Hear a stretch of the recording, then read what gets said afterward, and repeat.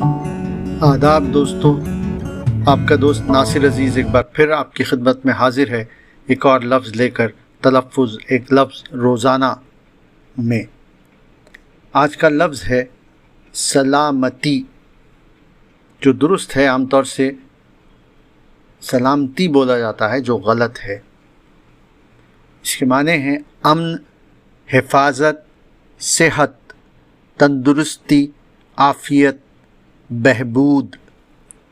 سند کے شعر پیش کیے ہیں۔ پہلا اظہر ادیب سے ہے، جو یوں ہے: ہم نے گھر کی سلامتی کے لیے خود کو گھر سے نکال رکھا ہے۔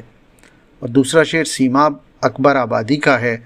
فرماتے ہیں: کیا دیتے ہم کسی کو دعائے سلامتی، اپنی ہی زندگی کا کسے اعتبار تھا۔ پیشکش ادب جزیرہ۔